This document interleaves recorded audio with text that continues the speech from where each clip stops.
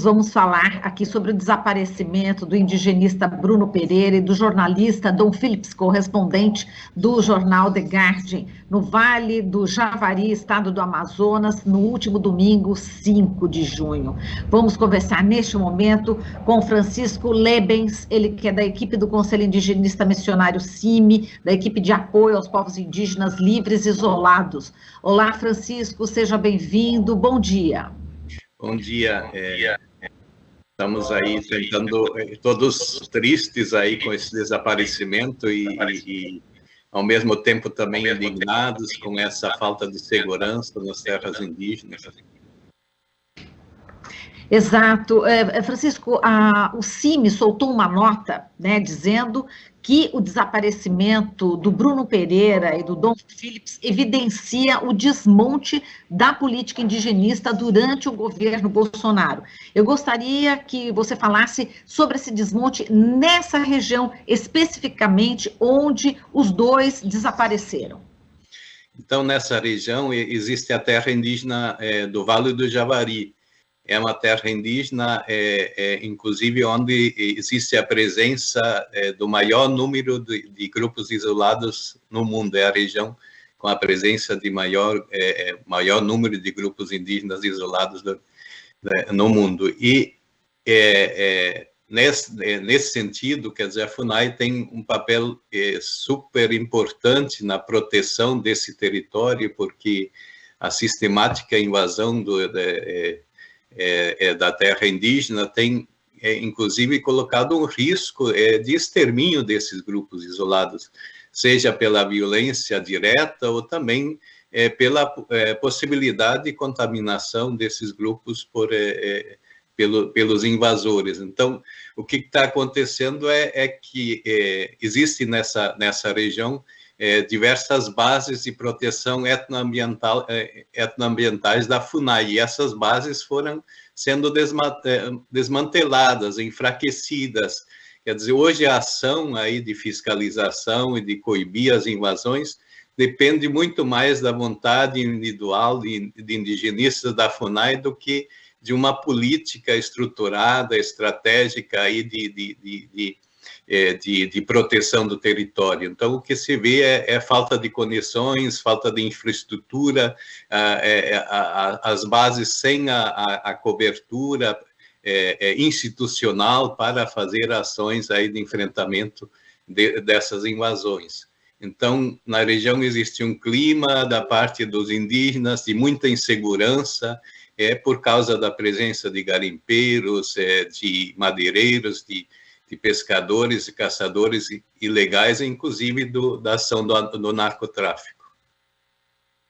Exato. Essa questão do narcotráfico também está chamando bastante a atenção de todos, porque existe essa preocupação, né, de que o Bruno Pereira e o Dom Phillips tenham sido também vítimas, né, de pessoas que estão envolvidas com todas essas questões que você acabou de falar, né, Lebens? Então, quais são as possibilidades, enfim, desses grupos, né, terem tido uma ação contra eles, né? Parece que o Bruno Pereira também recebeu uma carta, né, de ameaça. O que se sabe a respeito disso, Lebens? Então, por causa dessa ausência, né, de uma ação mais efetiva do Estado, a organização indígena, a Univage, a União dos Povos Indígenas do Vale do Javari, organizou equipes de vigilância da terra indígena e contava com o apoio do Bruno nessas equipes de vigilância. E existe um histórico aí de violência dos invasores, né?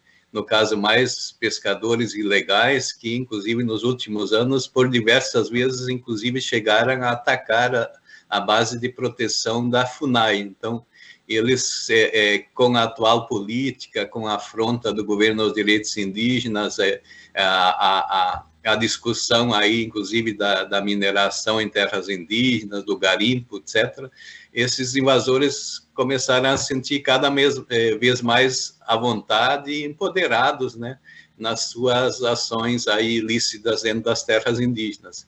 E a informação que nos chega das lideranças indígenas é de que, de fato, foi esse setor que tem envolvimento também com o tráfico de pescadores ilegais, que poderia ter praticado uma emboscada para matar tanto o Bruno quanto o Dom Phillips. E Lebens, a gente tem a notícia aqui de que a Secretaria de Segurança Pública do Amazonas teve aí, inclusive, a informação de que um suspeito de envolvimento no desaparecimento deles, né, tanto do jornalista quanto do indigenista, prestou depoimento na noite de ontem, né? Dizem que até agora 5 pessoas foram ouvidas, mas na condição de suspeito, foi ontem que esse suspeito foi ouvido. O que se sabe a respeito em relação a esse depoimento? Vocês têm conhecimento de que o nome não foi divulgado, né? Pelo menos até agora o nome não foi divulgado. Quais são as informações que vocês têm nesse momento sobre isso? Então, não tivemos acesso ao depoimento, mas, de acordo com as lideranças indígenas, as suspeitas caíam sobre o dono de uma embarcação com um motor potente que seria o único na região capaz de interceptar a embarcação do Bruno e do Phillips, né? E por isso, seria justamente o dono, um dos pescadores invasores já históricos da terra indígena e da qual também partiam ameaças diretas ao Bruno e aos indígenas na fiscalização da terra indígena. Então, pelo que eu sei, o suspeito ouvido seria dono dessa embarcação, que, no entender dos índios, seria a única embarcação capaz de praticar uma ação de emboscada aos dois, o jornalista e o indigenista. E também existe a informação de que ele não foi preso, ele só foi ouvido, não foi detido. Agora, é preocupante essa pessoa nesse momento, enfim, existe o medo, né, ainda em relação ao que pode ser feito com as pessoas, né, que estão ainda envolvidas com essa luta, né, para que essas duas pessoas sejam realmente aparecidas. A gente torce para que elas estejam vivas. Enfim, qual que é o clima nesse momento, Lebens, aí no Amazonas? Então, na região a apreensão é muito grande, né, sobretudo pelos indígenas envolvidos na fiscalização do seu território, que o Estado não faz de forma adequada, né? E eles estão também muito empenhados nas buscas, quer dizer, a Univage, a organização indígena, tem mobilizado os indígenas para fazer buscas em igarapés, nos lagos, nos igapós, né? E, infelizmente, até o momento, quer dizer, não encontraram indícios, né, de onde poderiam estar os desaparecidos, né? Então, o sentimento que eu tive é que bate já uma desesperança nos próprios indígenas de que possam ser encontrados com vida, né? Isso, eles destacam muito o clima de ameaça que vinham sofrendo, etc., também o Bruno diretamente, e suspeitam fortemente que, de fato, possam ter sido assassinados, infelizmente, numa emboscada dos invasores da terra indígena. Exato, a gente viu esse empenho logo de início dos indígenas, mas a gente não viu esse empenho logo de início dos órgãos competentes. No primeiro dia não deu uma palavra, inclusive a jornalista Renata Miele, ela que é do Barão de Tararé, do Centro de Informações Barão de Tararé, ela disse isso, que estranhou, né, o fato do presidente não dar uma palavra, e quando falou, e eu vou agora colocar essa fala aqui do presidente, enfim, vou ler aqui exatamente o que ele falou, eu queria o seu comentário, né, enfim, tanto em relação à falta de rapidez, né, inclusive quando se soube do desaparecimento dessas duas pessoas, a gente percebeu que não houve uma rapidez, e segundo, o presidente Jair Bolsonaro disse numa entrevista ao SBT News o seguinte: realmente, duas pessoas apenas um barco, numa região daquelas, completamente selvagem. É uma aventura que não é recomendável que se faça. Tudo pode acontecer, pode ser um acidente, pode ser que eles tenham sido executados, tudo pode acontecer. A gente espera e pede a Deus que sejam encontrados brevemente. As Forças Armadas estão trabalhando com muito afinco na região. Essa fala do presidente, colocando a própria culpa justamente nessas pessoas desaparecidas, quer dizer, como é que você viu essa declaração do presidente da República?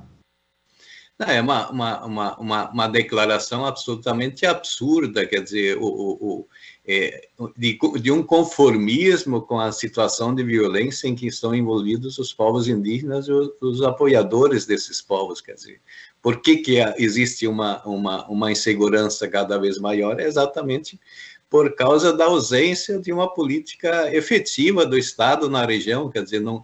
Quer dizer, e é absurda no sentido, quer dizer, não se pode mais andar em território brasileiro de forma...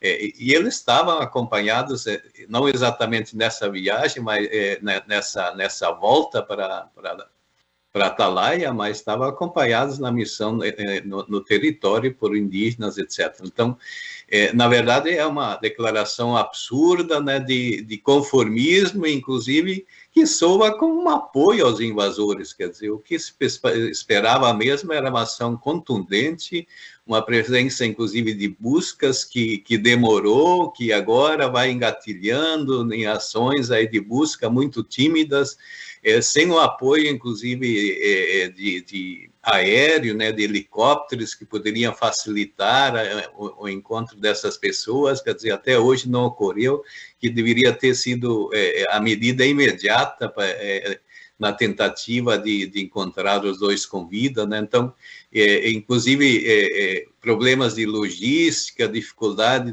dos órgãos públicos, a FUNAI com um papel absolutamente secundário na ação. Então, existe, assim, um descaso generalizado, né, em relação na defesa da vida das pessoas, dos direitos das pessoas, dos direitos dos povos indígenas às suas terras. Lebens, a gente sabe que a repercussão internacional está muito grande, né? E eu queria que você falasse sobre isso, sobre a imagem do Brasil, novamente, com esse fato, a repercussão negativa no exterior. Na sua opinião, já tem informações, pessoas estão entrando em contato com o CIMI, qual que é a repercussão que você está sentindo aí, exatamente, no Conselho Indigenista Missionário? A repercussão é muito grande, pessoas, jornalistas do mundo inteiro fazendo contatos, buscando informações, e fica esse sentimento que hoje o Brasil não é um país que tenha futuro, né, em termos de qualquer possibilidade, etc., né, e passa essa imagem de absoluta insegurança, né, inclusive para pessoas que venham de fora e que venham ao país, né? Então, existe, assim, uma apreensão também do mundo inteiro em relação ao que está acontecendo aqui, com os defensores de direitos humanos, com os povos indígenas, com as minorias. Então, é um sentimento, assim, de apreensão, né? E, por outro lado, também buscando entender o que se passa e por que nós chegamos a essa situação tão dramática em relação à violência nos territórios. Exato, e Leben, só para a gente fechar aqui, existe a confiança de que, enfim, as pessoas responsáveis, né, enfim, pelo que está acontecendo, a gente ainda não sabe exatamente o que aconteceu, mas existe essa confiança de que as autoridades públicas devam ter explicações a respeito desses desaparecimentos. Qual que é o sentimento em relação aos órgãos públicos, né? Desde Polícia Federal, enfim, Ministério Público, todos os envolvidos nessa questão. Então, a expectativa é que, de fato, se chegue aos responsáveis, se de fato o pior tenha acontecido, se houve de fato essa emboscada, que é a suspeita muito forte da parte das lideranças indígenas, e que, de fato, sejam responsabilizados, né? mas existe a necessidade de uma ação mais permanente, de uma política, de uma estruturação de um plano estratégico de ação que possa proteger os territórios indígenas. E não é só no Vale do Javari que acontecem as invasões, a violência. Todos temos acompanhado, por exemplo, a situação na terra indígena Yanomami, quer dizer, onde os garimpeiros atuam livremente, avançam sobre as comunidades, praticam toda sorte de violência, depredam o meio ambiente. Então, esse clima é de um caos nas terras indígenas, e a expectativa é de que, enquanto, como sociedade, possamos, né, superar esse momento político trágico e de reconstruir essa nação onde todos estejam incluídos e, sobretudo, os povos indígenas tenham seus direitos respeitados. Agradecemos aqui a sua participação, Lebens, muito obrigada e até uma próxima oportunidade. E vamos continuar aqui acompanhando esse caso do desaparecimento, tanto do indigenista Bruno Pereira, quanto do jornalista Dom Phillips. Muito obrigada pela sua participação. Eu que agradeço. Falamos aqui com Francisco Lebens, da equipe de apoio aos povos indígenas livres isolados do Conselho Indigenista Missionário, o CIMI. Aqui você ouve as notícias que os outros não dão. Jornal Brasil Atual.